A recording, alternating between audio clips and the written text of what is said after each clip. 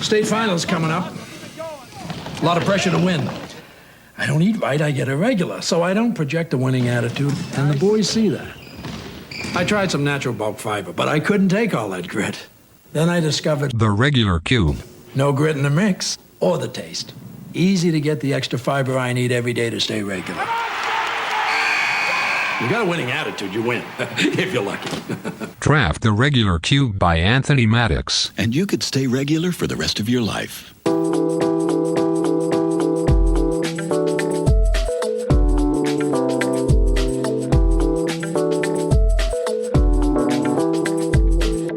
Hello and welcome to Lucky Paper Radio. I'm your host, Andy. I'm here with your other host, Anthony. Oh, I've been upgraded from co-host? Look, we had a listener. Finally decided to keep a me? listener and friend hassle us about this. I don't think of you as any less of a host, obviously. I think that's obvious. It's just that it's awkward to say host, other host, I think. But I noticed they do that on Good Luck High Five this week. Really? Which one is the co-host? I can't No, even no, tell I'm saying you. they say your host and other host, Oh, which is the thing I think is awkward. Well, great. Yeah, they're very thoughtful, But though. they pull it off, I guess. Does that matter to you? No, You can say yes. I don't know. Well, if you don't know, then I'll call you other host from now on. Okay, great. What if I just said, my name's Andy, and I'm here with my co-host? I don't call myself the host. Does that work? I think it's really important that we spend a lot of time getting this detail right. This is the intro this week, so, I mean, we got to figure it out. Patrick's going to hassle us if we don't figure it out. I think Patrick wants you to keep putting me down in subtle ways. No, just Patrick so he doesn't can- want that. just so he Patrick can- came to your rescue. Patrick does not want that at all. I think I'm going to go with, welcome to Lucky Paper Radio. I'm Andy, and I'm here with my co-host. That sounds weird too, though. But maybe it just sounds weird because I've said the other thing so many times. Almost 100 times. I feel like we started this podcast 3 months ago. It's been a minute, but the intro has evolved a little bit over time. We've really got it dialed in, but apparently I got dialed into an unequitable, offensive sentence, so I will remedy that moving forward. It's very important that I not offend you, Anthony, because on this episode of Lucky Paper Radio, we are doing a deep dive on how to play the regular cube.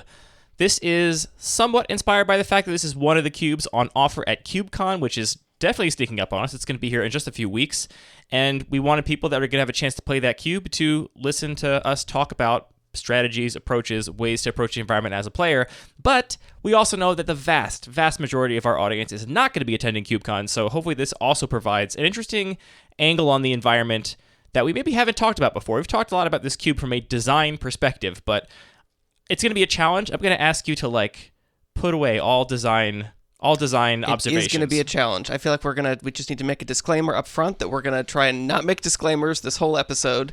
We're not going to say in this context and in this environment like we often do, because we are only talking about this one context. That's not even what I mean. I think it's going to be hard to respond to oh yeah, I also know what you mean. How to play this cube. Mm-hmm. I'm going to be more aspirational in terms of Right. what are the themes and types of things you can do. And it's maybe that thing I want to happen just isn't there really. And we want to just talk about how to actually play this cube well. And what decks are successful and the strategies that successful players consistently employ to find the 3 O's in this environment. So I think it's going to be hard not to respond to this thing is a bit of a trap with, actually, what if you drafted these cards and if you did this and that, and if you actually played Puppet Conjurer, I can feel myself doing that. It's going to be a challenge. I know I'd have a challenge if I was in your seat, so I'm sympathetic to where you're at on this episode. We're not going to start with a Pack 1 Pick 1. Instead, we're going to end with a Pack 1 Pick 1 from the regular cube. We've been off the listener-submitted pack train for a while because of all the various set review episodes and retrospective episodes and all the things going on, but we are coming back to it, and Anthony has written a beautiful little script. Do you want to explain the script you wrote to select the cube at random? Well, you just said let's go top to bottom. First in, first out, whoever That submitted seemed their cube. fairest to That me. seemed pretty equitable. On the other hand, we have a lot of submissions, which means we're not going to get to a lot of them. If we told you how long it would take to have your cube on the show if you submitted it today and we did it in chronological order, you would not submit it. You would be like, Right. I don't know what that world's going to look like. So to a man with JavaScript, everything looks like JavaScript, I guess. So I wrote a little script that it does a little combination. It picks a cube randomly, but it prioritizes the early one. So get in fast, get in soon. So you but can be higher up everybody on our still has priority a shot list. at being the next Pack 1 Pick 1. There you go. Love to see it. So we're going to come back to that soon. So send those cubes in to the link in the show notes if you want to be featured on the show. I made a lot of notes about the regular cube, Anthony. I've played this cube a lot. I've played it in many iterations, but I've never sat down and looked at the list academically and tried to describe how I think you go about playing this environment.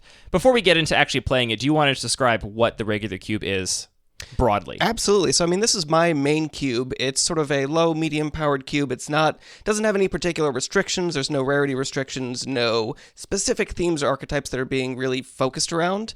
It's just sort of my favorite cards, my favorite kinds of play styles and themes, just trying to make it fun and balanced with lots of diverse different kinds of decks and different strategies that you can draft to make it as replayable and repeatable as possible. It's definitely focused on the kind of Magic which I enjoy, which is kind of like how a master set plays. There's a fair amount of complexity, a fair amount of board complexity, but it is very much about creatures and combat and getting on the board and getting the most value by combining your cards in novel ways, not so much around the kinds of archetypes and themes that you see in constructed play or really powerful 2-card combos and things like that. Yeah, you say in your description, I think, that you are a lover of limited, and this cube plays like, in many ways, retail limited. It's retail limited kind of plussed up a little bit, but it doesn't have the constructed play patterns that you mentioned that some other cubes aim for. Yeah, I think that I settled on that description after a long while because it's really hard to get people interested in an environment when it doesn't have like a real hook. It's not like, oh, this is marketing is hard. The enchantment cube, or this is the combat trick cube. Like, those are easy to sort of get your head around, or like color restrictions or all kinds of other things. Those are all great,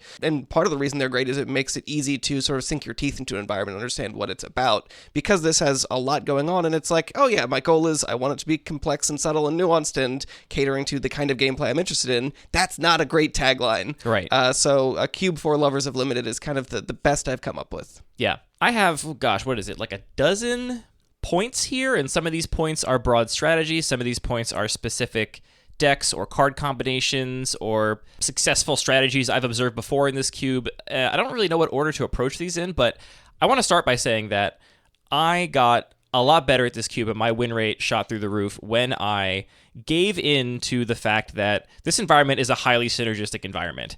My inclinations, for those of you that have listened to the show a bunch, are to be very conservative. I like a really safe mana base. I like my cards cheap, so I know I can cast them. I don't want to take a lot of risks.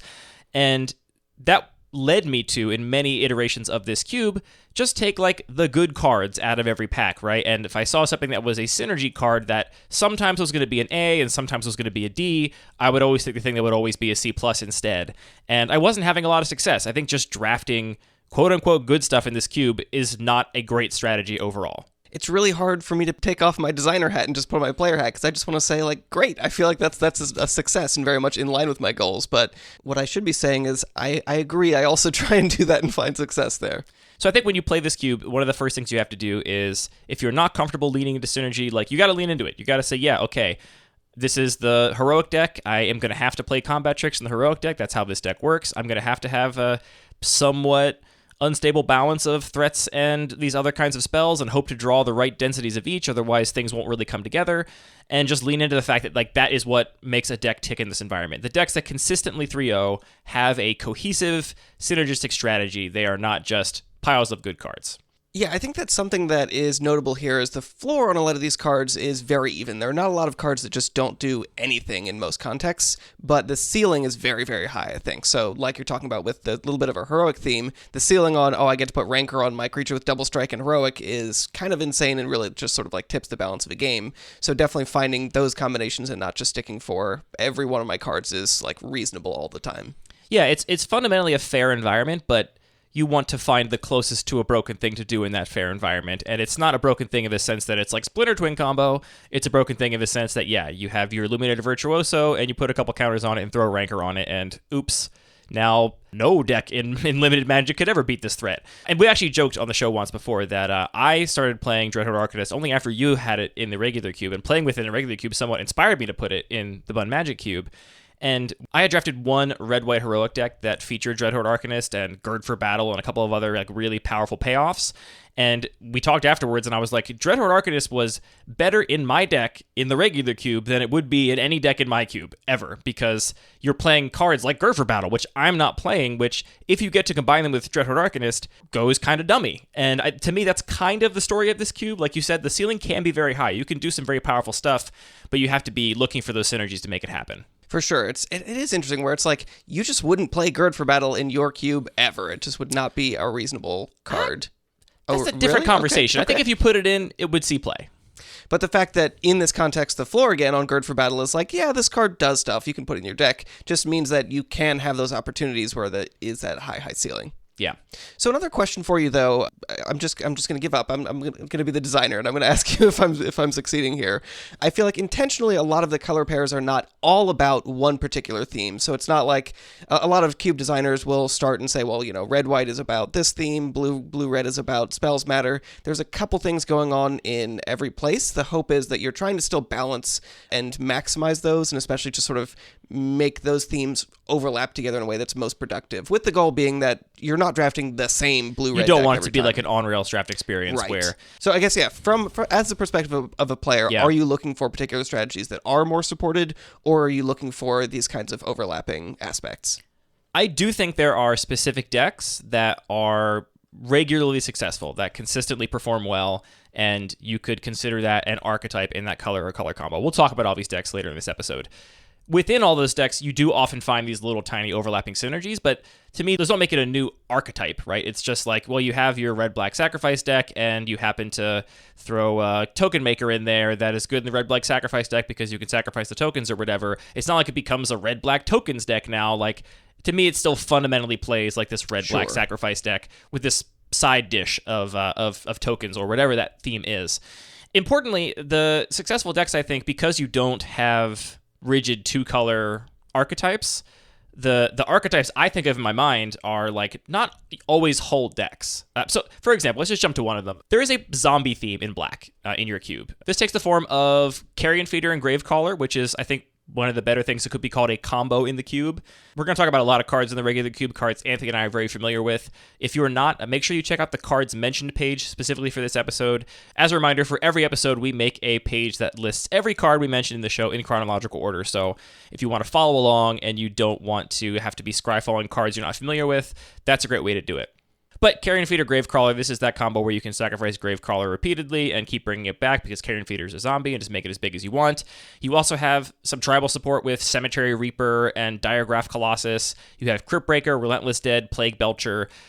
And this kind of zombie package doesn't make a whole zombie deck, right? Like, it's not like you sit Right. down and you draft the zombie deck. But if you are any combination of X and black, you will oftentimes be looking to combine these cards in some ways to get some benefit from these zombie synergies. And this, I would say, has been a fairly potent package in the cube. Yeah, I mean, I think especially the degree to which these cards each individually care about zombies varies pretty widely. So, like, Cryptbreaker, I think is just a pretty powerful card on its own. You can put it in a lot of decks. Diagraph Colossus, I'm only putting in a deck if I have a fair number of zombies. But it's sort of in that space where, well, do I care about recurring things from my graveyard? So I want my Gravecrawler. Do I care about sacrifice stuff? I want my Carrion Feeder.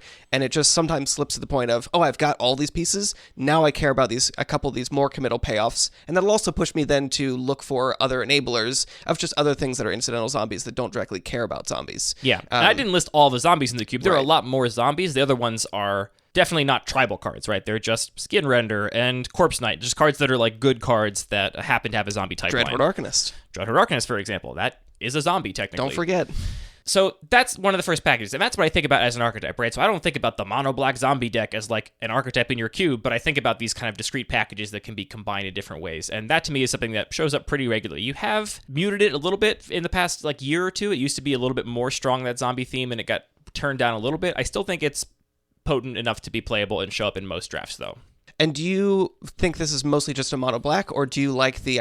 I see it as also bridging into white and red as well, are directions you can go, because they overlap a lot with the like token makers for the sacrifice themes, or more of the just sacrifice stuff in red. I think that's going to be the most common way you'll end up building this deck, but I see no reason why you also couldn't draft a deck with the zombie theme in black-green. Yeah. And you just have the zombies in black and something else going on in green that works together.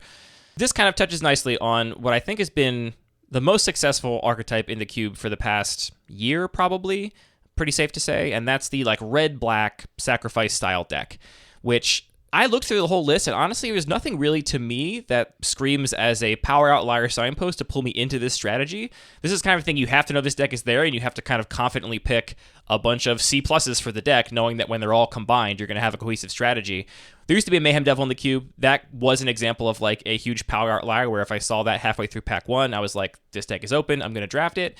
Now we have Judith the Scourge Diva, which was always there, but it's the only one left that kind of fills that role. And I do think Judith is a lot worse than Mayhem Devil was. So I'll take Judith for this deck, but I wouldn't see that mid-pack one and be like, ooh, I have to take this because it's a huge power outlier. So this deck is really good. I can't point to specific cards, I think, that tie it together. There are so many ways to draft this deck, but this strategy has been very successful.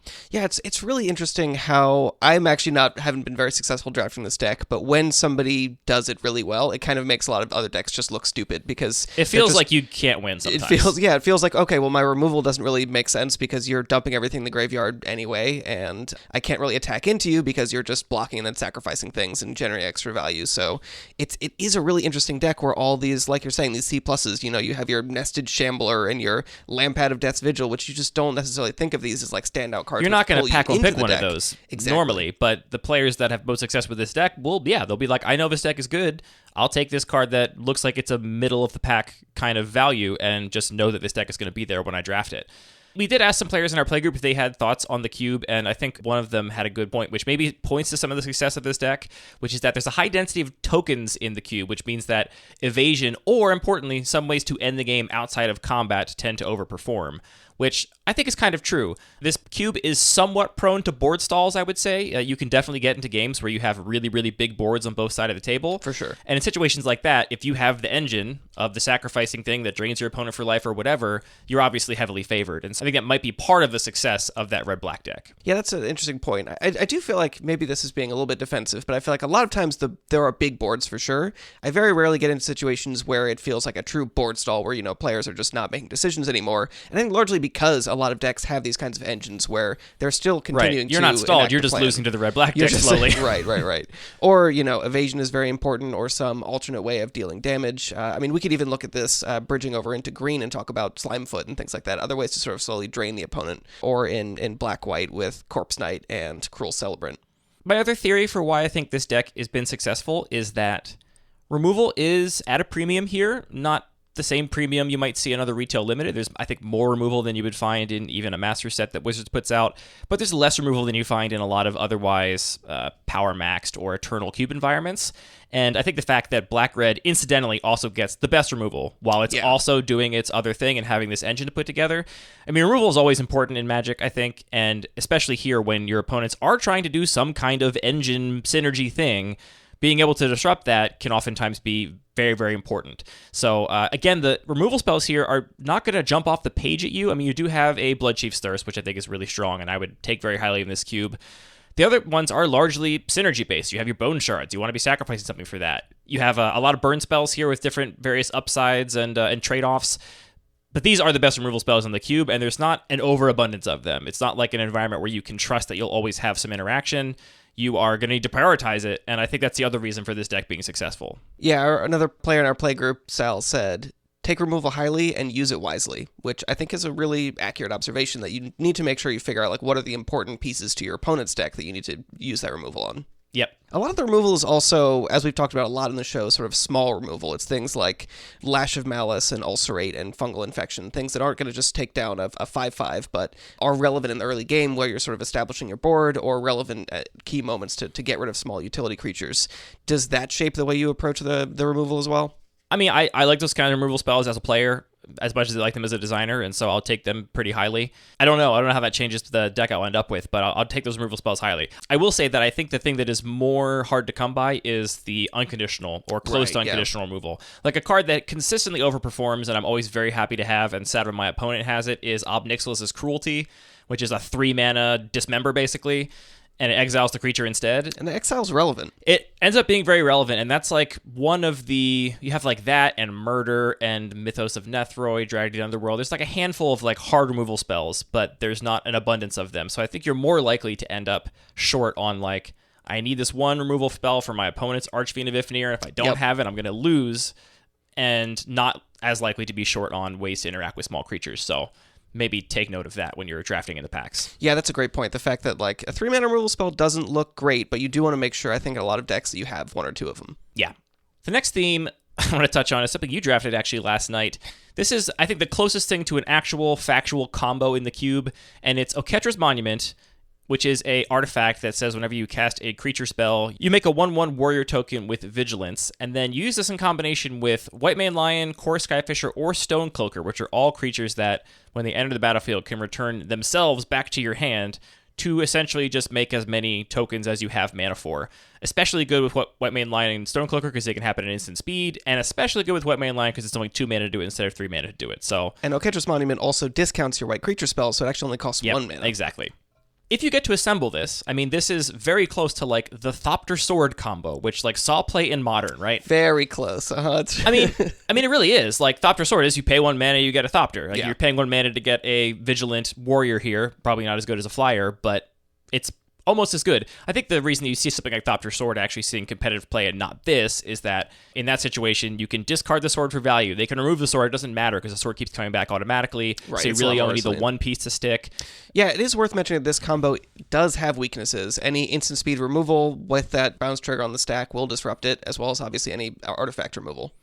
And important to this combo, which I think is true of all of the quote-unquote combos in your cube, all these cards are perfectly playable on their own. This is not like Splinter Twin, where if you don't get the other half, you're unhappy. I'm happy to put Oketra's Monument in a deck, even a deck without white creatures sometimes. I mean, there are situations where I just want a 3-mana thing that spits out a token every time I cast a creature spell. It doesn't matter if it's a white creature spell or not. Yeah, I mean, Core Skyfisher is definitely the sort of poster child for being the most flexible here, I think. Like, I had this in a deck yesterday with Witching Well, and that was just a fantastic thing to do early game, is play that, get some scries, pick that up, and have... That's my favorite of these from a designer perspective, but we're not talking from that perspective. Shut up, designer brain. Just there are a lot of other little powerful things you can do with that. White Mane Lion is obviously more flexible in the combo, or more powerful in the combo, but is a little bit more conditional. There's still a lot you can do with it in terms of rescuing creatures from removal and things like that. Yeah, I mean, just again, being aware of what is the floor that you're dealing with and how much are you committed to some particular interaction that it's worth risking that floor. Yeah, and this is an environment where a 2-mana 2/2 with Flash is not wildly out of the power level spectrum. So you can just play a White Mane Lion in your deck. That's fine. All right, the next deck for me is... I mean, not really a deck. It's just Feather the Redeemed.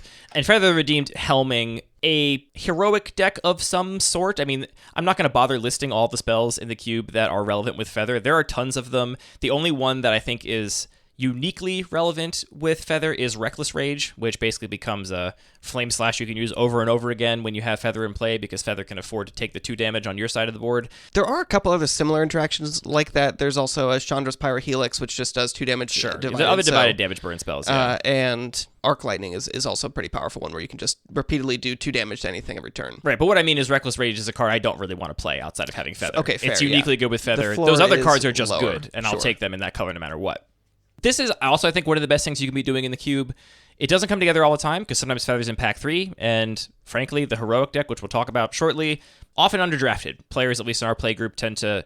I don't know if it's that they don't like it. I think I have a theory, which I've already kind of alluded to, which is I think there's not actually a great way into it if you don't see a card like Feather. Sure. There's not the power outlier that's going to draw you into that deck, and so unless you are like forcing it kind of, or at least maybe forcing is a little bit too strong a word, unless you are like drafting C+s with the knowledge that this deck will come together the same way some people do with the Red-Black Sacrifice deck, that deck's just not going to come together sometimes because you're not going to see very many cards that are going to jump off the page at you and pull you into that deck. But when it does come together, this is a really scary deck, and part of the reason it's really scary is that Feather alone is a huge problem. Dealing with a 4 toughness creature that flies is difficult for many, many decks to deal with, and so not only is like the combo good and being able to cast Reckless Rages over and over again or consistently scry with God's Willing or whatever, it's also just a 3/4 flyer for 3 mana, which is a big stat line in this environment. It's huge, yeah. I mean, if I was just playing a proactive red-white deck with nothing that interacted with Feather, I would still play Feather for sure, assuming my mana could accommodate it. But it's also this card that has a really high ceiling that's worth stretching for.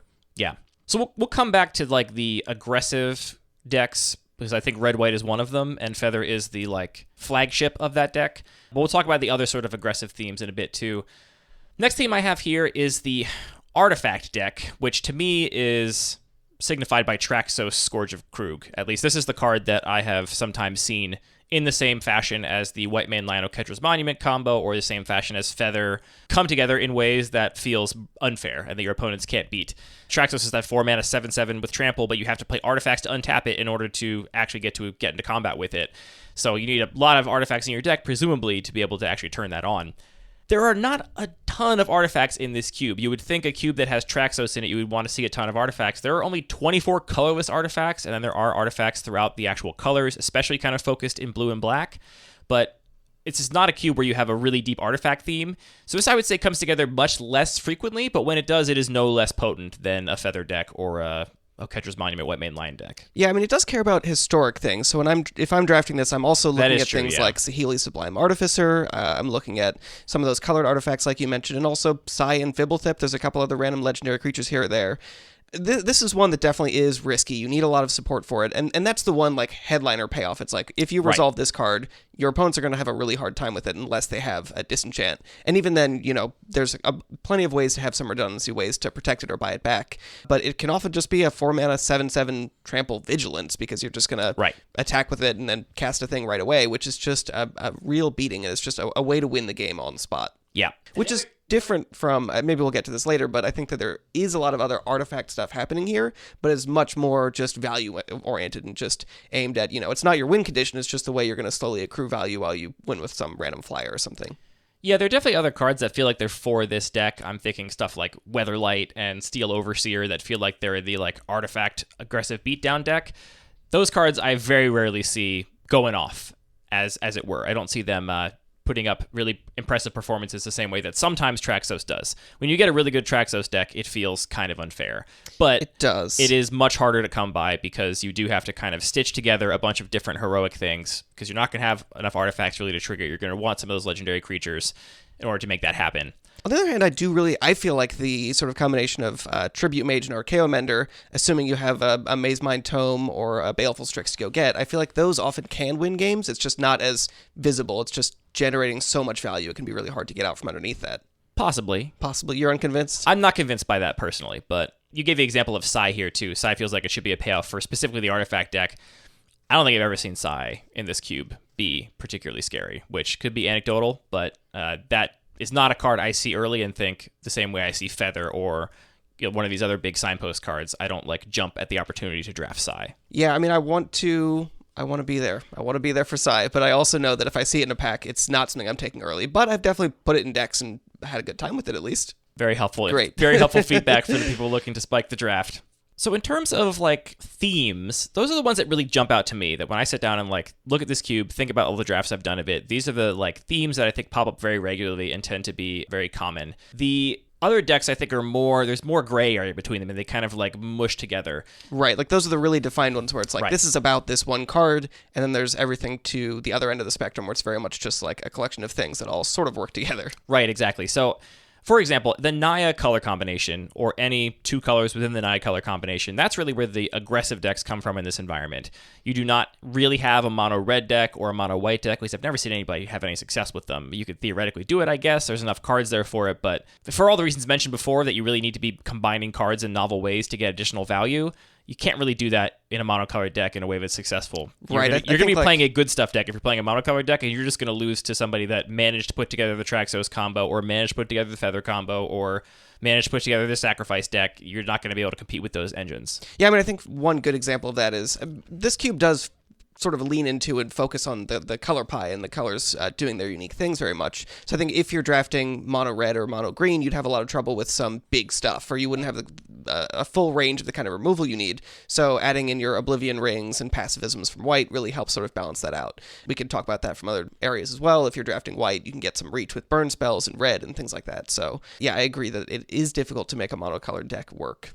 As I mentioned, I think it can be sometimes hard to get into drafting these decks, but when they come together, they are very successful. I had a draft where I drafted this red-white heroic deck that I felt could not lose in your cube. It actually didn't even have Feather in that deck. It just had everything else. I kind of drafted with the hope that I would eventually see Feather, and either it wasn't in the packs we happened to open, or somebody else took it speculatively.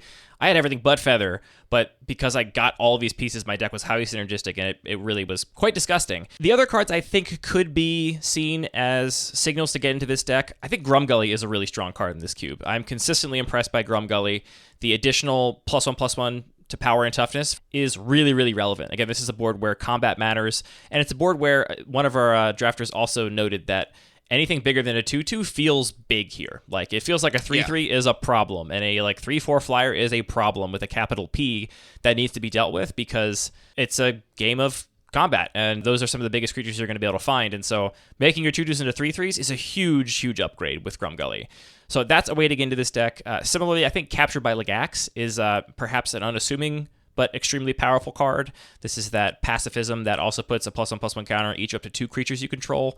Amazing card, right? And it's a card that you really want to be aggressive to get the most value out of, and that's what I think the green-white decks that are most successful want to be doing in your cube. They want to be pretty aggressive in order to get that value. That card in particular just does a lot by removing a blocker and powering up 2 of your attackers. But essentially, it's kind of like a 3-mana Chupacabra with haste. Yeah, that's the best way to think about it. And even better because the power is often distributed on things that have keywords, and it's across 2 different creatures, so one creature spell doesn't remove it. Yeah, so I feel like when we're talking about heroic, it's very much more broad and flexible than that. Right, it's not the heroic keyword mechanic. It's like heroic as in power matters, targeting matters. There are it's almost like a modified archetype, actually, is maybe a better way to put it. There are like 3 or 4 creatures that actually have the heroic ability. Whenever you target them, you get a bonus, usually getting a counter on that creature. But that fits with, okay, there's some equipment, and there's a lot of these sort of like living weapon style equipments that, again, have a pretty high floor. And then a lot of things, ways to sort of get value out of those counters by combining them with keywords. Even something like Dreadhorde Arcanist, I think, perfectly fits into this environment where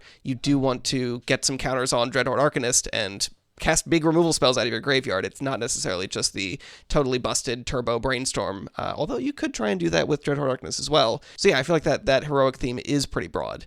A couple other cards here that just jump out to me as cards that I have started to treat as signals to go into this deck and started to treat as really high value cards, even if they don't seem it on the surface.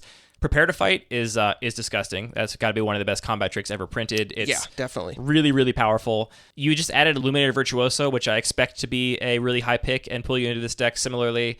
Saddled Rhymestag is a great example of a card I don't think many people think about. It was a Modern Horizons card that wasn't in a standard set, but this card is basically a 2-mana 4/4. Yep. If you're the aggressor, it's very often a 2-mana 4/4, which is and again, 4/4s, huge problem in this environment. So that's a card that I think is good to look out for. You also added Yavimaya Iconoclast, which I think will also be similarly kind of a signal to get into this aggressive Naya deck. And again, it's not always Naya. It could be any combination of those 2 colors, but those are the decks that all kind of have this overlapping, cares about modifying your creatures, cares about combat tricks and targeting and combat-related and creature-related stuff. And these are the aggressive decks in the environment. And they are not the same as what you're used to if you've played, the Magic Online Vintage Cube or, Peasant and Pauper cubes. The aggro decks you see there are not like the aggro decks in this environment. Yeah, and it might be worth mentioning also that the curve of this environment is a little bit higher than a lot of those Legacy Vintage cubes as well. So we're talking about a lot of 2-drops right now, but the most proactive decks in the environment, you're still going to play some 3-drops, maybe some 4-drops.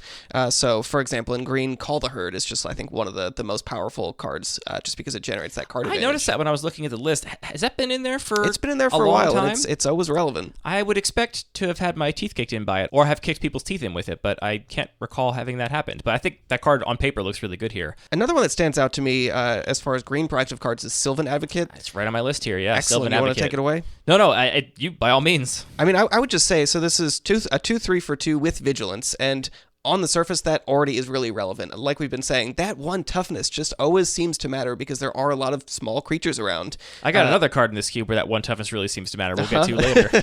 I'm sure we will. So, and the combination with Vigilance also just lets you keep pushing through your proactive plan, despite there potentially being a lot of little tokens running around and other players also trying to have similar proactive plans.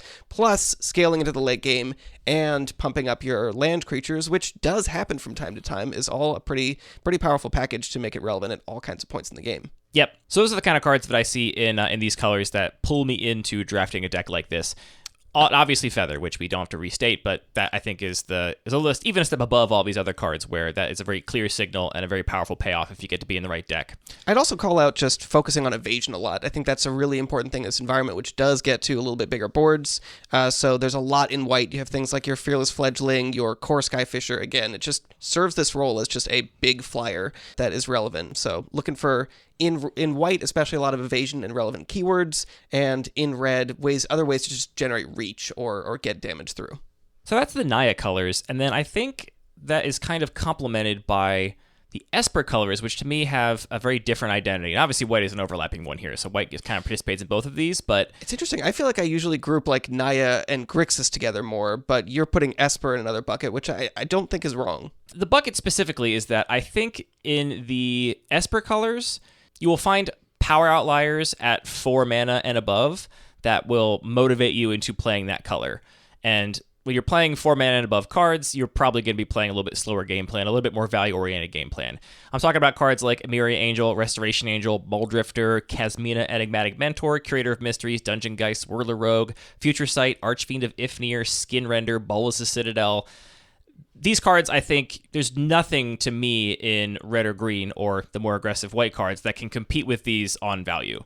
I mean, you look at green, you have like Yiva Nature's Herald compared to Restoration Angel. I'm much higher than you on Yiva, but I'm still with you, even if it's not quite the same degree. I also just think if you compare like Farah's Band Brawler to Dungeon Geist or Skinrender, it's kind of embarrassing, right? The Skinrender's going to kill pretty much anything in the environment. If you put a Fairy's Band Brawler in your deck, don't be embarrassed. There's plenty of good reasons to play that card. Take your designer hat off.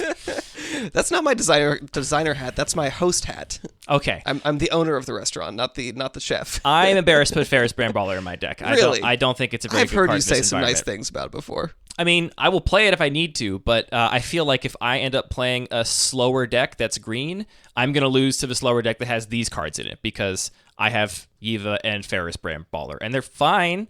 Maybe they're C's, and the other cards here are C pluses or B minuses, but I think you're going to lose late games to Future Sight because you just can't compete with that. So these decks, I think, are less driven by needing to know how the archetypes play, needing to know what these colors are wanting to do, and you can get closer to drafting a more good stuff style deck or a deck that is more cards first. But I think the cards come first, and then you have to start paying attention to the synergies with the cards you've already drafted. So it's not like you come in with a plan. It's more like you see a couple good cards in these colors, and then you get pulled into them, and then you have to start looking for how you can use synergies to really get over the top. Yeah, I would say for me, if I'm approaching the Esper colors, I do want some of these top-end powerful cards. I do want to appreciate how that floor is and how much do I actually need to raise that to be happy with it, because in a lot of cases it's not that high. Archfiend of Ifnir in particular is just a big flyer. I'm going to play that with only, I mean, honestly, maybe 0, but if I have 3 or 4 ways to discard cards to potentially trigger it, I'm happy with that in my deck. These are some of the only cards, the cards I just listed are some of the only cards I think that played in a vacuum can compete with the things other decks are doing more synergistically. You can just play a Dungeon Geists, and it doesn't matter if you have a way to flicker it or, put an equipment on it because it's a flyer. You don't have to synergize with what Dungeon Geist is doing. That can just compete with whatever the other decks are bringing to the table. For sure. So I think I'm specifically looking at either drafting some of those higher end cards and then filling up my early part of the curve with cantrips, way to filter and find those powerful cards and as much interaction as I can get, or looking to sort of fill in with one of those other sort of synergistic packages that we've talked about, which might include something like Restoration Angel as another sort of blink effect, or might include some more looting, rummaging effects with Archfiend of Ifnir or the artifact package. Yeah, so there's a lot of things you can do once you get into one of these decks, but I think the pull into them is these cards, unlike the pull into Naya decks, where unless you're looking at Feather, maybe Grumgully, you're not really going to get pulled into that deck by specific power outliers. You're going to get pulled into that deck because you know that it's there and you see a lot of pieces for it and you commit to drafting it. I mean, I see Saddle Rhyme Stag Wheel. I'm getting pulled in for that. Yeah, I mean, honestly, it's like I think you have to like update your heuristics to start to get pulled in by that. But I think the average player that is just looking at these cards, hasn't played this environment before, would probably rate a Saddle Rhyme Stag a lot lower than a Skinrender. And they're right, but that is correct. But in the right deck, Saddle Rhyme Stag can be scarier than a Skinrender because it's basically a Tarmogoyf. Right. That's kind of how I think the Esper colors break down. You mentioned the mana curve a second ago, and you said this is a slightly higher curving environment than some other vintage or legacy cubes. I don't know if that's true in terms of the average overall. You have very few expensive cards in this cube. That's a great point. Like only a couple things at 6 mana. I don't think anything above 6 mana, right? Aside from like some kicker stuff, maybe there's some modes on some cards. There's some X spells, but there's nothing you like need 7 lands to cast in this environment, and very, very few things you need 6 lands to cast. We're talking like Farah's Brand Brawler, Bolas the Citadel. Everything else is pretty low. There are, maybe you're saving this for later, there are a couple other 6-drops in green. Yeah, we'll get there. Great. But what does kind of throw off the curve of your cube is you have very few 1-drops relative to what you're describing as these legacy or vintage environments. And so that's a thing to be aware of, and that does change the way that the cube plays. You have a decent density of tap lands, and part of the density of those tap lands is that a lot of decks don't really have anything to do on turn 1. They just play their tap land, get their mana straight, and then start doing stuff on turn 2. Yeah, I think that we should go into the mana bases in more depth. That's a big part of it. Yeah, that in a lot of decks, your 1-drop is going to be fixing your mana. But I do think that even though the curve is less focused on one mana spells, there are still a lot of pretty proactive decks. You can't just put in Bolas's Citadel, I think is like the easiest example. You can't just put that in your deck and expect to be able to cast it every game and expect it to work every game, because you're going to be under pressure in a lot of matches and taking that turn off, and you might just not have life left to be able to make use of it. Yeah, it's just that the fast decks, I think people might be used to saying, well, an aggro deck in Cube needs to have 12 1-drops, and that is impossible here. You will never have 12 1-drops, but you can have a very, very successful aggro deck that Unless you do, and then show me your deck. I'll be there at CubeCon. Yeah, show me your deck too. I guess you could have all 5 of them in white, all 4 of them in red, and also all 4 of the colorless ones. Then you're almost Risky. there. Then you're almost there. So yeah, your deck is not going to be packed full of 1-drops. No matter what your deck is in this cube, I would say you're going to be pretty heavy on the 2-drop slot. If you look through the curve of this cube, lots and lots of things are happening at 2 mana, and that's mostly because a lot of the things that happen at 1 mana in other environments have been kicked up 1 spot on the curve to 2, but it's not like you move the stuff that usually happens on 2 up to 3. That stuff still happens on 2 as well, and so you kind of have this like little bit of a traffic jam in terms of effects there, which I don't mean as a criticism, just as an observation that 2 mana is kind of the key amount of mana in this cube for like starting your plan. Right, and I think that as far as how you're curving out and sequencing your spells, where you're fitting in, playing tapped lands or using cantrips and cheap removal, things like that, matters a lot.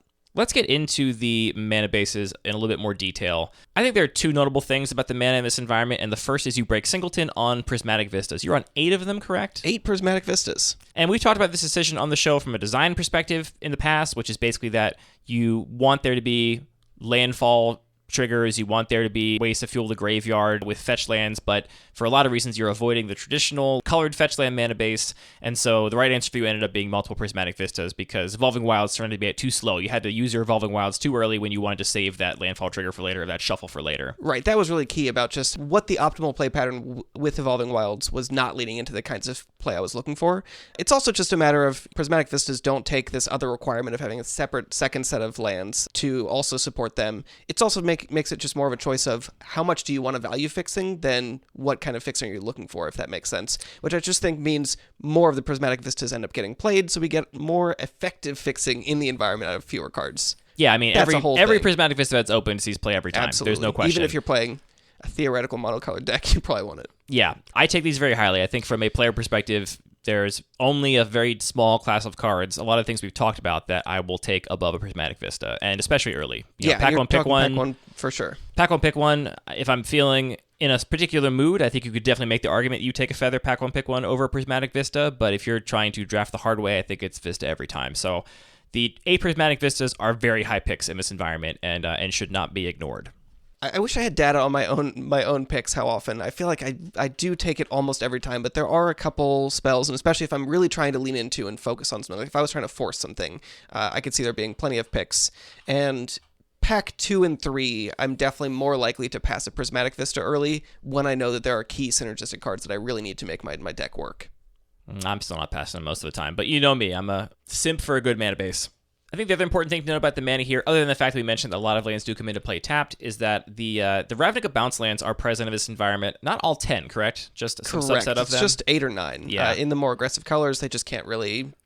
They don't do as much. But this is an environment where these cards really shine, and I rate the bounce lands probably second most high, right below Prismatic Vista, save for a few, like maybe a Creeping Tar Pit I take a little higher because that's just a particularly potent creature land, but for the most part it goes Prismatic Vistas, bounce lands, all the rest of the fixing for me when I'm ranking them in my head. Yeah, mine's definitely similar. Again, once you are in a particular color pair, we talked about, having a bunch of 1-drops in 2 colors. That's risky, but it is a little bit supported by having the filter lands and things like that in the more aggressive colors. But yeah, the bounce lands are very powerful. And similarly, I will first pick a bounce land, pack one, pick one, not infrequently. Oh, see, I won't do that. Okay, well, interesting. I did it once out of a pretty dud pack, but I'm not looking to pack one, pick one, a bounce land. And I'm also, to be honest, not looking to play it in a deck with only one of the colors of the bounce land, but I often will. But I'm not like, if I'm playing blue-black, I'm not taking the Golgari Rot Farm that highly. I'll take it if I can get it, but for the most part, I'm focusing on good blue-black cards. Interesting. All right, so we disagree there a little bit. So overall in this mana base, like we sort of hinted at, it's not symmetrical in really any sense. It's not symmetrical in that there are different lands that each color pair gets. So the aggressive colors are just going to get faster, more efficient lands that come into play untapped, even a couple shock lands. Slower color pairs are just going to get slightly more slower, but often having more late-game relevance. So we have things like the Creeping Tar Pit and the Celestial Colonnade. There are a bunch of these creature lands because I love them, and I think that they are really relevant. Having mana sinks in this environment is powerful. Yeah, creature lands do come up too. I think I'm most often playing 16 lands, sometimes 15, even if I'm playing 2 colors and a splash, just because I'm often playing the bounce lands, and I sort of count those as 2 lands. There's also a couple other effects, like a Chromatic Star or even a Renegade map that I might just count as a land while I'm sort of thinking about my deck, and so I'll usually end up around 15 or 16. Yeah, 16 is definitely my default here. I've been higher sometimes when I have a high curve because I guess actually something is so easy to take some things for granted. There is no ramp really in this cube at all. Yeah. Which I think is a really important thing to say that I didn't put it down in my notes because I just took for granted because I know this cube so well. There are really no mana dorks. There are no mana rocks. There's definitely nothing resembling a ramp strategy. So everybody is playing things on curve. That's the key way to say it. There are a couple, maybe 4 or 5 things you would say, this is clearly a ramp spell. And I mean, sure, Hope Tender is kind of a ramp spell, but it's awful ramp spell if you're not synergizing with it. Right. So it is a little bit more of a build around. I think especially in like a big green-black or big green-blue deck, there are places for that. But yeah, as a default, it's not like there is a big ramp strategy and you should be taking those highly, unless you really know what you're doing with that ramp. Yeah, so ramp is just not a thing, which I think is important to remember when we're talking about all these different kinds of interactions. So if you are playing a higher curve, you might need to play more lands to be able to cast your 6-drop because you are not going to have extra mana sources in your deck that are not lands almost ever. Right. So if you're trying to cast your Bells of Citadel on turn 6, if that's your deck strategy for whatever reason, I might go to 18 lands, especially because you have a lot of utility lands here too. So if I have creature lands I want to be activating or Horizon lands I could sacrifice to draw a card or whatever, then I'm pretty happy to play more lands here if I need to. But I'm usually not trying to draft those decks if you know me. Sure. And you might be doing things more like playing your Dryad Greenseeker and Courser of Crufix just to make sure you hit all those land drops and, combine that with card draw and card filtering. Well, those are just card draw. That is correct. I mean, I think people might look at those and think, oh, ramp cards. They're not ramp cards. They're just card draw, right? That's just green card draw. It's green card draw, but I think they are relevant in those contexts where you're trying to make sure you hit your land drops consistently. Yeah, which is what you use card draw for. Correct. There's another theme here I want to talk about, Anthony, which is board wipes.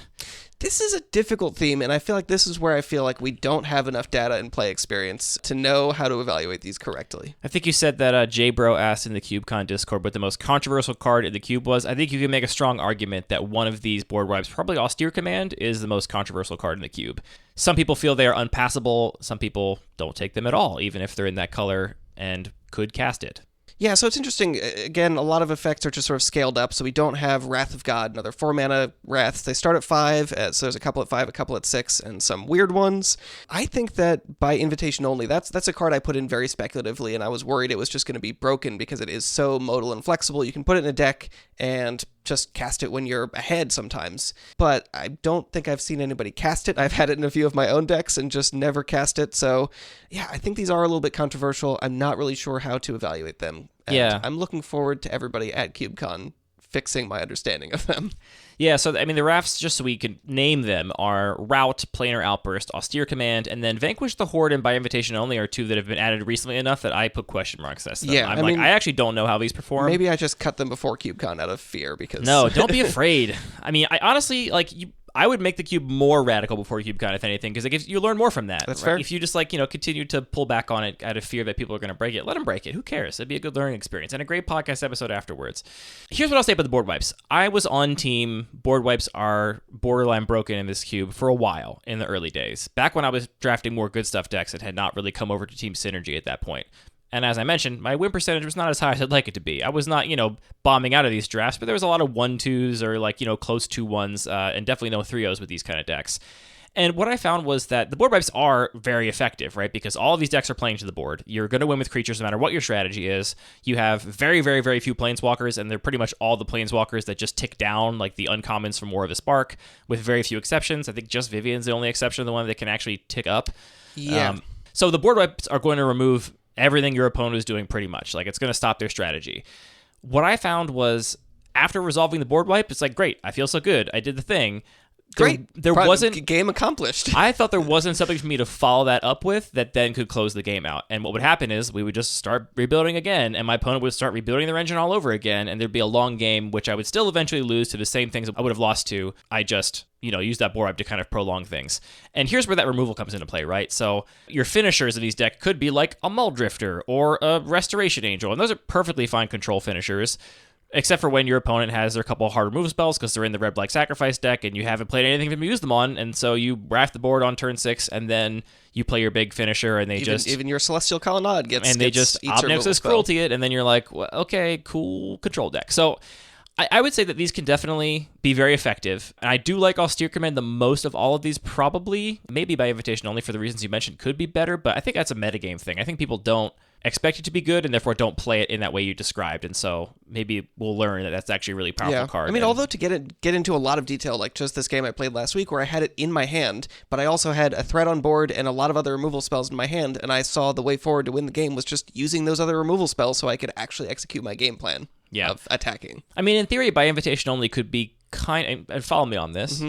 It's a little bit ambitious. It's kind of like having a bunch of bone shards in your hand. No, I was going to say it kind of plays the role that I think balance plays in my cube. Sure. Which is that it's a board wipe, but it's not a board wipe that always wipes the board, right. And you can play it in novel contexts in weird board states to get strange value out of it.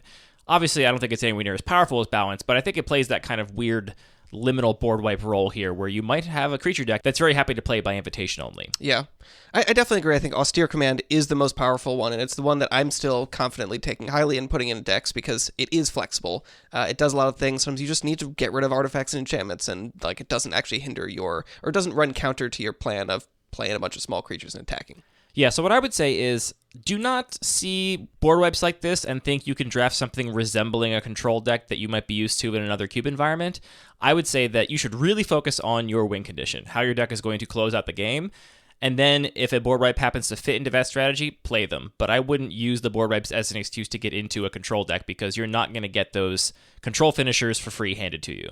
Or maybe we're wrong, and I would love to be proven wrong. Look, maybe we're wrong about all of this, but we've drafted this cube a ton, and we've played with a lot of different people, so this is the best we can do in terms of preparing people for this environment. No one else has played this cube more, so... Player challenge. I want to see somebody draft the control deck with Future Sight as the win condition. That's not a win condition. Yeah, it is. That's the problem. Draws you a bunch of cards. It just draws you cards, and then how are you actually killing your opponent? So that's what I have, honestly, for the big themes and overarching advice for drafting this environment. I also have a list here of overperformers in this cube, cards that have surprised me that might not look good to you when you're looking at a pack, but actually are quite good, specifically ones that maybe don't fit in with the archetypes and themes we've already talked about.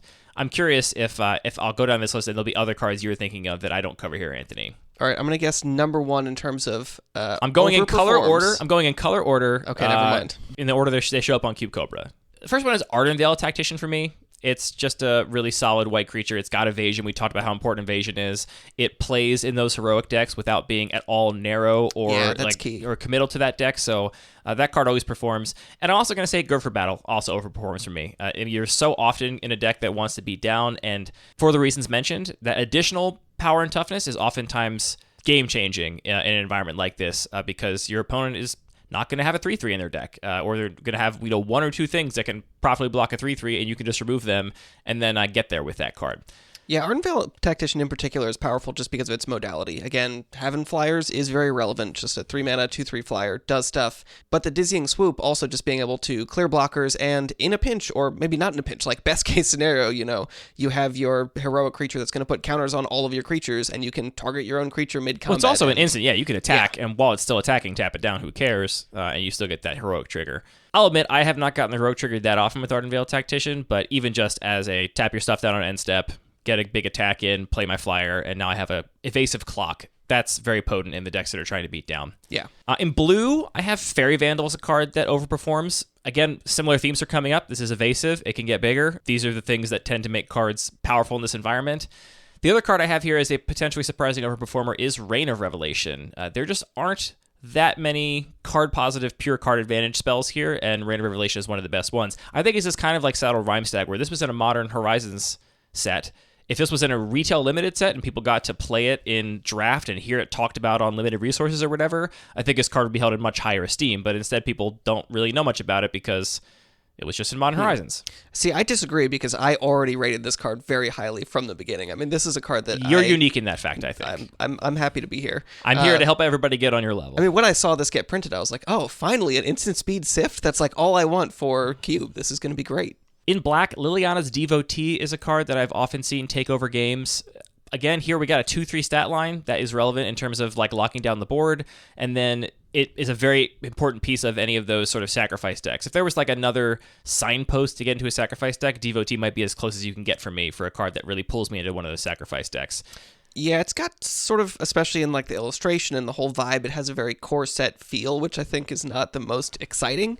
But this card is really powerful. It just fuels itself. It works well with a lot of those other interactions, and it does pump up all your other zombies as well. So it's another sort of way into that little bit of a zombie theme. And then one more sort of punctuation mark on the zombie theme here. Don't overlook Newscraft mod. This is a 6 mana 5/5, right? 6 mana enters with 5 counters. This is a 6 mana card that comes in with 5 +1/+1 counters, and every time anybody casts a spell, one of those counters pops off and becomes a 2/2 zombie.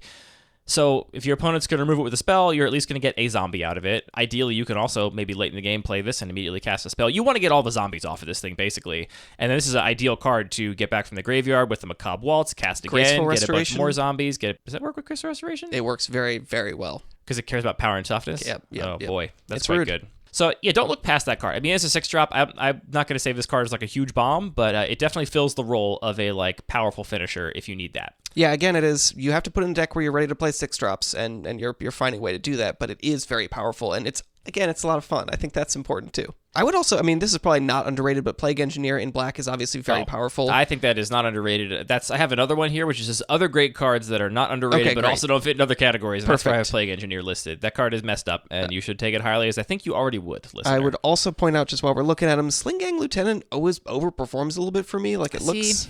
That's a card I'm always under impressed by. I mean, like, it does the thing that you want in your sacrifice deck, but if you are not playing it in a sacrifice deck, I think it as a vanilla like creature in a vacuum, it is like really unexciting. I think it is sort of effective though. I've beaten it a lot, I guess, is what I'm saying. I keep that's beating data. the card That's because if it's not in a like dedicated sacrifice deck, it's like, all right, well. I'll also say don't sleep on Fungal Infection. This is a card which no one played for the longest time, and I feel like I never see it not make a main deck these days because it just Were people actually not playing it for a long time? Yeah, for sure. I feel like I was always playing it. I might have been whining about it, but I was playing it. This makes a Saproling. It's an instant speed tiny Chupacabra. It is, and it's great. Moving on to red, Rixmati Reveler is a card that has always impressed me here. Absolutely, there have definitely been games where I have spectacled Rixmati Reveler and felt like I couldn't lose, and where my opponent has spectacled Rixmati Reveler and I've said, I cannot win anymore. I thought I was going to win this game, and now I'm definitely not. This is a fine rate on the front side if you can only play it as a 2-mana bear, essentially, that just rummages. It's not the worst thing, but really what you want to be doing is trying to cast this for its spectacle cost, which makes it the world's best Muldrifter. And again, that kind of card advantage is kind of hard to come by here, and so getting that, especially in red-black, is a very powerful effect. Yeah, I think this is a great example of the kind of card that I'm happy to try and do a very light splash for that black effect. So if I have the off-color, I have the red-black bounce land in your red-green deck or whatever. Yeah, cycling land or something else like that in my red-green deck. I'm happy to play those off-color, semi-off-color lands along with these extra costs that maybe I'm not going to be able to have access to all the time, but I'm happy enough with the floor on this card that's fine. I have dabbled in my brain with putting this in the Bun Magic Cube. That is how impressed I have been with it in this cube. So don't sleep on Rixmati Reveler. The other card you shouldn't sleep on in red is Bogardan Dragonheart. Once again, we have the Modern Horizons effect, I think. This card is really messed up. It's a 3-mana 4/4 flying haste, and oftentimes you're sacrificing things for value you already wanted to be sacrificing anyway. And the other thing this thing really does is it closes out games. If you are in anything resembling any kind of board stall and you have Bogardan Dragonheart, you will win that game because you can just turn it into a 4/4 flyer at will. It also dodges a lot of removal because they can't point a removal spell at it unless they are willing to let you sacrifice anything else to make it bigger than the Ulcerate or Shock or whatever. So this card is really overperformed. And similarly to the other Modern Horizons card we mentioned, I think if this was played in a retail limited set, people would speak about this in hallowed terms, and yet they don't because it's Modern Horizons. Yeah, I think that's a great point about a lot of these cards, that they just snuck through a space where a lot of the second-tier cards or, uncommons and commons just didn't have a place to shine in a constructed context. Exactly. And that really influences how we see cards in cubes as well. There's only one card in green we haven't talked about yet that I think is a surprising overperformer, and that's Ren's Run Hydra. This is a Hydra you can play for X and a green to get a Hydra, whatever. Or you can reinforce it for X green and put that many +1/+1 counters on target creature, and that is the mode that makes this card really scary. I put this in decks, and I think of casting it as a creature as the fallback. What I really want to do is really get somebody with that reinforce mode where I just get to discard it, put a bunch of counters on my attacker you didn't block, and now you're dead. There are a lot of combat-relevant abilities floating around. As we talked about, the Naya colors are playing this modified heroic kind of theme where a lot of the cards benefit from having +1/+1 counters put on them, and this is a fantastic way to do it, and it's strong in that in the late game you often have leftover mana, and so the actual raw effect you get is better than most other cards in the cube, but it also has a flexibility where if you draw this and you don't have a target in play, you just play it as a big Hydra and it's perfectly defensible. It's kind of like Ardenvale Tactician in that sense, where you get the modality. You can, on your best days, trigger your heroic with it, and on your worst days, just get another Hydra. It's Time Crime Andy here to let you know that Reinforce does not trigger heroic, which I actually knew when we were talking about this. What I really meant to say is that a lot of the things that care about heroic also just care about having +1/+1 counters on a creature. So it works in the heroic-ish deck, even though it does not actually trigger heroic. Save those corrections. There's one gold card I want to talk about, and that is Corpse Knight, which in this environment is a 2/3. For those of you that don't know, was this a misprint? What even was the deal with this? It was a misprint specifically just in the pre-release packs. They came from some printer that it was a tough printer. Who knows how this worked, but Corpse Knight is supposed to be a white-black 2/2 creature zombie knight that says whenever another creature enters the battlefield under your control, each opponent loses 1 life. But for whatever reason, there are some Corpse Knights in existence that are 2/3s, and the one in this cube is printed as a 2/3, and it is played as a 2/3. And this card always really impresses me, and I don't know if I'm just triggered by it because I know that it's quote-unquote supposed to be a 2/2, but the number of times I look at that card and think, if that was a 2/2, I would win right now, but I'm not because that's a 2/3. It has happened so many times to me. Yeah, I mean, I was thinking about this before we started recording and just looked through things that either gave -2 toughness or dealt 2 damage, and it's twice as much as things that deal 3 or do -3. So it's like only a third of the removal of that pool can hit it that should. Does that make any sense? And the important thing for me there is that you really want to be saving that removal for like the big things you have to remove. And to have to remove a 2-drop feels really bad. And so you're sitting there with your Obnix, this is cruelty or murder, and you're like, I guess I could get rid of this Corpse Knight, but then what happens if they play something bigger and badder? Because there are cards floating around that need to be removed in this environment. So this one is a little bit weird. It's my one little wabi-sabi. Everything else here is very normal and regular. It's a little irregular that this is I think it's kind of fun that it's in there. Yeah, I mean, it's a card from a pre-release that I enjoyed playing. Unfortunately, they didn't let you play it as a 2/3 in the pre-release because they're jerks. So here we get to play it as printed correctly. We talked about most of the other gold cards that I think are pulls, and then we'll get to the gold cards that are just obviously powerful, and I don't think you're underrating at all. Colorless cards, there are 2 that I think are perhaps surprising overperformers, and that's Perilous Mirror and Untethered Express. Perilous Mirror especially feels like the best blocker in this entire environment. It's a 2-mana 1/1 that when it dies, you shock something. Any target. This is, to me, the wildest disparity between how the card looks like it's going to perform and how it performs. It looks just like, oh, whatever, this dinky little 2-mana 1/1, it's not going to do anything. And then as soon as your opponent casts it against you, you're just like, what? How do I beat that? Like, I can't attack you or I'm losing my, like, important Clarion Spirit or whatever else you have going on that's part of your engine. Or it's just going to trade with your 3/3. Or they just sack it to the Garden Dragonheart and they do 6 to you. Exactly. I mean, I'm not saying it's a A+. It's like, it's a C+, B. I mean, I will actively take it and be happy to put it in my deck. I mean, all the decks are playing 2-drops. They're going to have creatures in play that this can kill. There's no deck that is not going to have anything that this can kill. And again, if you get the sacrifice deck, if you have your engine, this fits perfectly in with that because you can sacrifice for value and you can remove a key thing, or I have killed people with just that trigger multiple times. Absolutely, yeah. It definitely happens. Very relevant that it can target players. And then Untethered Express is just that uncommon train from Kaladesh that grows whenever it attacks. Starts as a 4/4 trampler and it attacks with a +1/+1 counter on it. It's got crew 1 though.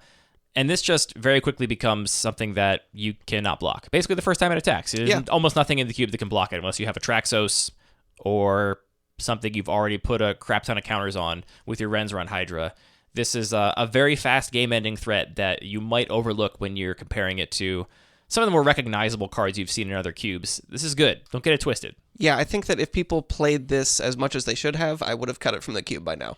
I don't know if it's cuttable good, but Specifically because it is just really hard to deal with. If Yeah. you don't have a way to remove artifacts, it does just get really big. On one hand, I do really and if like you're getting having attacked more... with it, it has the vehicle effect of it's going to dodge all sorcery speed Right, removal yeah. if your opponent is attacking you with it. Then it's like, well, okay, there's never going to be a creature on my turn, so And the I guess I'll die. The trample is really relevant because there are a lot of creatures, and like the other way you would deal with this is just chump block it for a couple turns while you attack with flyers, but that's often just not an option.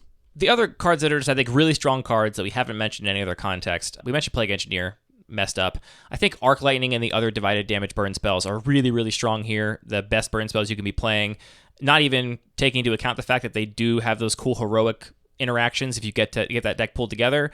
Even if you're not doing that, I think they're some of the best cards in the entire cube. Yeah, there are a lot of small creatures that matter, as we keep saying. Yep. I love Saheeli Sublime Artificer. I have played this to great success many times. I think this is the closest thing to like a great control win condition in the cube, and there are relevant artifacts to copy with it. It's a very hard to interact with permanent because you can make jump blockers for it, and there's almost nothing it can remove with Planeswalkers. You got Bloodchief's Thirst. You got Yeah, there are a Mythos of couple Nethroi incidental with all three things, colors but or something, but with the Planeswalkers being fairly constrained and only very few, I don't feel like there's a need for a lot of targeted Planeswalker removal. I agree, It's- but this is the only one I think that can snowball and become a problem. For sure, Like the other ones only downtick, they're not going to snowball by their inherent design. This in the right deck can absolutely snowball, which I think makes it a high pick. Lingering Souls is in this cube, and it's very, very powerful. It's very powerful. Baleful Strix is in this cube, and it's very, very powerful. Very powerful. And then Phyrexian Tower is in this cube, and Interesting. is really, really good, and maybe wouldn't be as potent if not for the prevalence of the sacrifice decks, but there is a sacrifice theme, especially in red-black, and maybe to a lesser degree in black-white. And Phyrexian Tower is a great thing to sacrifice your Perilous Mirror tier to ramp out your big 4-drop or whatever. Yeah, you're not wrong about that. It's interesting. Maybe I undervalue it a little bit because I just haven't really gotten a chance to play with it much since it went in. I think it's a cool... Well, no. My designer hat is not on. Yep. Yeah, this card's probably pretty powerful. It's Put it in powerful. your deck. But it's not totally busted in that your creatures most of the time do matter. You have to build around it a little bit to make sure you have your Perilous Mirrors and your Nested Shamblers that are going to fuel it and something to do with that mana. I don't know if you're just going to slam it in any black deck. Yeah, I mean, it does something unique. There's not ramp in this environment, as we talked Right. about, and so there's not really a way to get a tempo advantage in mana sense, except for cards like this, and you're sacrificing other resources to do that. So it really works here because you have that synergistic sacrifice deck that it is extremely powerful in, and a lot of other decks don't want. You can get this pretty late if you're playing that black sacrifice deck, and then it feels really unfair. Did I miss anything, Anthony? You think that is a big standout performer in this cube? I think you missed all kinds of stuff. No, actually, we talked about a lot of this. I would mention specifically Clarion Spirit in white as just a combination of generating a lot of value and a lot of evasive threats. I think it's extremely powerful and a relevant win condition in aggressive white decks. It's funny because I looked at like cards like Clarion Spirit and Young Pyromancer, which I play in my own cube. I think they're great cards, and I think they perform exactly as you would expect here. They are not super high picks, I don't think. Interesting. They're role players, but Yeah, I mean, Clarion Spirit I think I value much more highly because specifically of the flying. If I trigger it 2 times, like that is really relevant in a lot of games. Yeah, that's fantastic. Which is much less so on Young Pyromancer, where I feel like in your cube, maybe you're playing it and triggering my Young Pyromancer twice that turn, which is Right. is where it needs to be relevant in that environment. Here, those ground tokens are not quite as relevant, but the flying I really do value. But let's just say there is a pretty big delta between my rating of Lingering Souls and Clarion Spirit in this cube. Oh, I'll take absolutely. Lingering Yeah, Souls yeah. way more highly. So just to temper the praise for it. It's a good card, but it is hard to double spell here. I don't think it's trivial to double spell in this environment. Right, yeah. I mean, like so many of these things, I would just say don't take it for granted. If you want to be double spelling, pay attention, pick a color pair, and find cards that are going to let you do that. And remember, I think the relative paucity of 1-drops is what makes double spelling hard. I think it's going to be hard to have what I think is, in other environments, the canonical play pattern with a Clarion Spirit or Young Pyromancer, which is to play it on turn 3 and immediately follow up with a spell, so you get the value no matter what, because nobody gets priority between that spell resolving and you getting to cast something else and immediately get that token. I think that's going to be hard to come by here with the Clarion Spirit. You can make it happen, but you got to work for it because there's not just free 1-drops floating around. Fair. Grim Lavamancer is a card that I really enjoy. It's another one that it does see play in a lot of very powerful classic cubes. I think it scales down well here where it is still very powerful, but again, you do need to work for it a little bit. There isn't a huge number of fetch lands or cantrips to fuel it. Exactly. But if you can, it's going to reward you. Again, like there are a lot of small creatures and dealing 2 damage is going to deal with a lot of different threats. Yeah, that probably should have been on my other great cards that don't fit in other categories. It is still great here. it does scale down in relevance for the exact reasons you mentioned. There's not a ton of fetch lands, and there's not a ton of cheap spells you can just put in the graveyard immediately. Some green cards we didn't mention. Rancor, I think, is a really powerful card that is going to draw me into green and a little bit into some of those heroic themes. It's just a very powerful, threatening card, and if you can put it on a creature with double strike that maybe is going to get a counter right away, it's kind of going to take over the game. Another gold card is Soul Herder. I feel like we're mentioning a lot of Modern Horizons cards because maybe they comprise a lot of this cube and they also are a lot of the standouts. Soul Herder is a little bit polarizing. I feel like this is might be a controversial card. Another, in contention for controversial. I think when it initially came out, it was universally beloved, but it does have some really repetitive play patterns and can be kind of frustrating if you just... Forget play patterns. We're talking about power level here. Card's really powerful. I'm putting it in most of my decks. I think you've come down on it a little bit. I've come down on it quite a bit. Honestly, the cards I've come down on the most are the cards that I was highest on when we started drafting this cube, and I played them trying to realize the potential power level that existed in my head and found that so often it didn't work. And with the Soul Herder here, you do need a couple things to go right in order to get this online. It probably should have been mentioned alongside your Feather decks and your Traxos decks and whatever as a very powerful thing you can be doing. I just see it not happen as often. I think partially because the pieces of that Soul Herder deck, everyone's going to want, right? Like the creatures with good end of the battlefield abilities, people are going to want those no matter what. No one else is taking your weird little spell bombs to untap your Traxos or your combat tricks to target your Feather. That's a great point. So I think it's harder for like the ideal version of his deck to come together, even if on paper the Soul Herder engine should be just as powerful as the other ones we mentioned. Right. I mean, you want your Frost Tricksters and your Mull Drifters and Mana Wars and things like that, but yeah, everybody's going to take those cards for a lot of different contexts. It's also a little bit tricky. You need to pay attention to which specific effects you have. So if you have a Callous Dismissal, in a lot of decks, that's essentially just a 2-mana Mana War, but it's not going to work if you're trying to do some of this blink stuff. So yeah, I agree that it is hard because of that sort of difference in how competitive those cards, how broadly competitive those cards are. But the ceiling on that kind of deck is really high. Ceiling's really high. It's been a minute since I've seen somebody really go off with it, though. Which, I mean, all of this stuff is going to be very meta dependent. Like, for sure. It's entirely possible if you sit down at a table at CubeCon with 8 people that have never drafted this cube before, then the correct things to draft might be totally different. But we're doing our best here. I mean, trying to give you a primer, but it's going to be hard because context always matters. I do also want to point out Maja. This is just a card that cares about lands, it cares about making tokens, it pumps up your whole team. This card seems like it's a little bit frail, like it's the kind of thing where if it gets removed right away, it's not generating a bunch of value. But I find that Anthem effect to be really, really relevant, and it's kind of a reason to be in a go-wide green-white deck, where it will make tokens on its own, it's just powerful in its own right, but playing it on a board can often just really swing that combat in your favor and crack a game open. Yeah, I see that as a solid role player in those Naya decks we talked about. Should we mention the cover card of the cube at all that we still haven't mentioned? However deep into this we've gone. Oh, it's Night of the Reliquary, right? What do you want to say about it? I think it's great. I don't know if it's very powerful. I don't take it very highly. I don't think it's very powerful here. Both kinds of advice are useful. I don't think it's super powerful. There is a lot of little things you can do with it. You can get a bounce land if you need to hit your land drops. You can get your creature lands if you need more threats. There are things you can do with it, but it is not necessarily a slam dunk that I'm taking super highly. It's hard for me to imagine a deck where I'm not much more excited to play Captured by Lagax than I am Night of the Reliquary, which I think says a lot about the environment. Comparison, yeah. Because I played Night of the Reliquary in my cube. I think people see playing more powerful cubes, but this is a card that really changes based on context. You're not going to have 4 lands in the graveyard by the time you play this on turn 4. It's just not going to happen. So you're mostly playing it as this kind of like weird little value engine you have to untap to get any real tricks off with. And I feel like the green-white deck is so much more aggressive than this card can really find a home in. There's not often the kind of value-oriented green-white decks, because again, I think those value-oriented green-white decks, which this card would maybe shine in, can't compete with what the Esper color combos are doing. I know white is one of the Esper colors, but, a green-white deck is different than a blue-white deck because the blue-white deck has access to Mull Drifter and Future Sight and cool Night of the Reliquary. You go get your bounce land, I guess, but it's not going to matter because I'm going to win the long game anyway. This has all been just a plan so that I can go to CubeCon and draft the Night of the Reliquary deck. There you go. Lose with it. It's going to be great. Are they documenting all of the decks that people draft at CubeCon? If not, we should start. start They're collecting deck lists, so yeah, I imagine fantastic. That's awesome. You've almost made all the cards in your cube now. Is there anything else you want to mention? There are definitely more cards, but not that many. I think we've hit pretty much all of them. We've talked about most of the really important cards, I think. Sprite Dragon is a relevant little guy, but people know a Sprite Dragon. Yeah, I think it just a lot of these cards that I also play in my own cube, I find have scaled perfectly here, where that they are not power outliers here. I don't think Clarion Spirit, Young Pyromancer, Sprite Dragon, Night of the Reliquary, I don't think they're power outliers. I think they're like perfectly fine role players, but they are not going to pull me into playing that deck. Which I Saddle think is, Brimstag, on the other hand. Saddle Rhymestag will. I mean, Yeah. I will take a Saddle Rhymestag, and that I think is a bigger signal here. Or at least, if you listening are familiar with the cards in that first category, but not familiar with Saddle Rhymestag, I want to impress upon you that you should read Saddle Rhymestag and take a look at that more closely.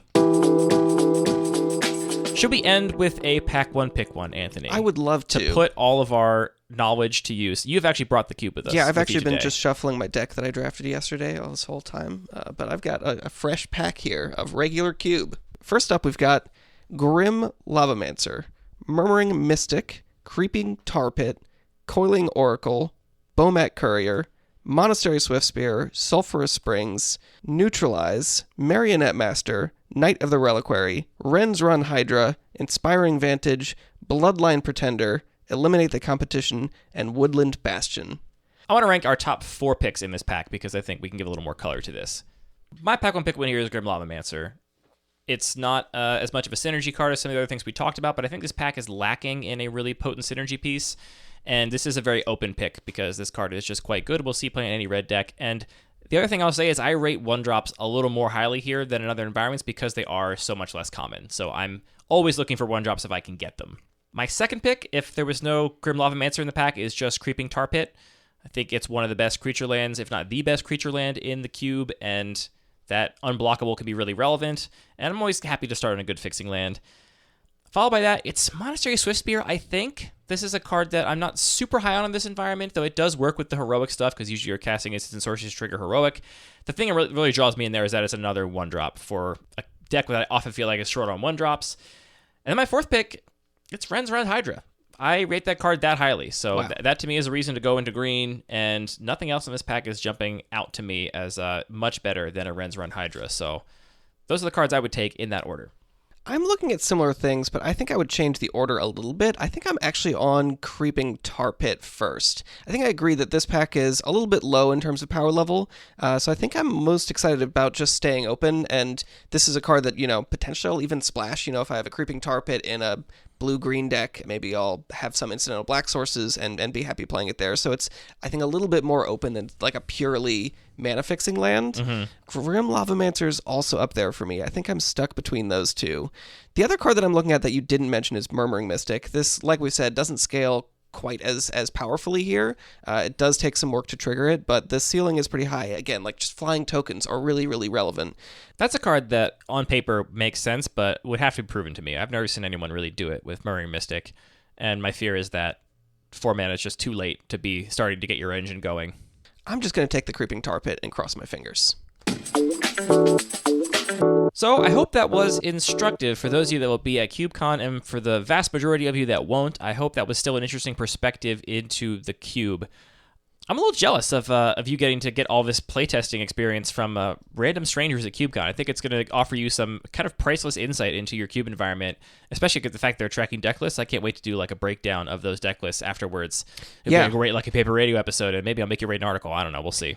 Ian Braverman in the Discord also asked specifically what I'm interested in seeing people test and play and what I want to learn from this experience. And honestly, what I want to see is people do things that we didn't mention here. So there are plenty of other that would be cool. weird little quirky things. Maybe somebody's going to build the Turbo Legendaries Matter deck or the Noyandar Spells Matter deck. I mean, every And once I'd in a love while, to see someone that. does just kill somebody with a Marionette Master. Yeah, That yeah. has happened. So There are definitely, and There's by design, there is a long tail of other things that can happen in this environment. how does this I'd love happen to when we see. get into these ruts? Like, I feel myself getting pulled to saying that too. Now I'm just doing it intentionally. I know, but I feel like it's just, we get in these like little ruts. It's hard to get out. So yeah, that's what I'm most looking forward to. And I guess what I'm most afraid of is that it turns out there's just, some particular strategy or color combination that is the correct choice and just wins every draft, which I think is everybody's fear to a degree, right? So I'm there. I don't think you should be afraid of that. Like, if that was the case, a meta would very quickly develop where that would be extremely fought over, and the next best thing would all of a sudden be very good, or whatever preyed on that would be very good. I think it will be impossible for your cube to be broken in, what is it going to be, 6 total drafts over CubeCon? That's fair. It's Best not gonna case be scenario? all that many. I'm curious how much of a meta could develop. Is it going to be like, oh yeah, I saw the 2 p.m. draft and this deck really performed, and I want to make sure I have an answer to that. CubeCon's going to be awesome, I The think. really interesting thing is I just hope that we get, 6 I almost pods. said 2 a.m. draft, which might I mean, also that happen. might be happening. Not at the convention center, but perhaps elsewhere. I'm just excited that you're going to get 6 drafts worth of people that hopefully have never played this cube before. Yeah. I mean, I'm not going to get in any of the pods for the regular cube. I originally thought I was, just because I'd farm all you idiots who have never played it before. But I'm not going to, because I've played this cube a bunch. I'm going to take the opportunity to play cubes I have not played before. Same. That does it for this episode of Lucky Paper Radio. Thank you for tuning in. We are planning to do one more episode like this for Anthony's Turbo Cube, though I think that will be structured a bit differently just because of the nature of that cube. I don't really think of that cube in any sort of archetypal it's got or lots package of themes terms. and particular synergies. I think about it purely lots in like of open picks. there are and... classes of cards, and you need to like combine your deck in some. I guess there's the Jade Mage deck is a kind of a deck. There's a white The Hate Bears deck is a trap. We'll talk about it. We'll talk about it on the episode about the Turbo Cube. And then, I promise we'll get back to some regular theory-laden stuff in the future. I've already got some ideas brewing that I want to talk about with Anthony for some heavier theory stuff after CubeCon. For those of you that are attending CubeCon, we will see you there. For those of you that aren't, they are going to be streaming matches remotely, so you'll be able to tune in and watch some games played of cubes at CubeCon if you'd like. I guess stay tuned to the MTG CubeCon's social media to find out where that's going to be.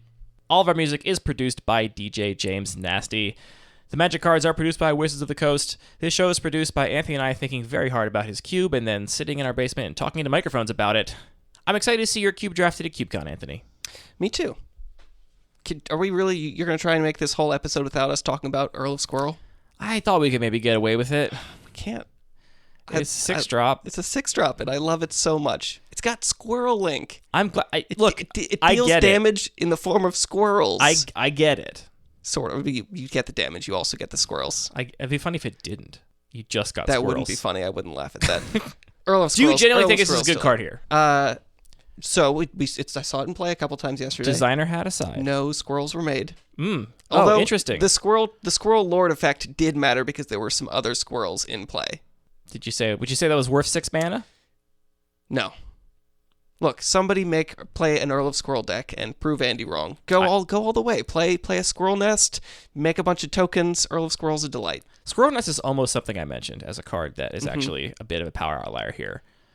It's like a Planeswalker. It spits out a 1/1 every turn that you can't remove. The card is pretty good, although it's slow. You take off turn 4 and then... Well, you don't take off turn 4. You get to make a squirrel turn 4 if you take off turn 3 or you... But I mean, I don't know. I think it can be very good in the right deck.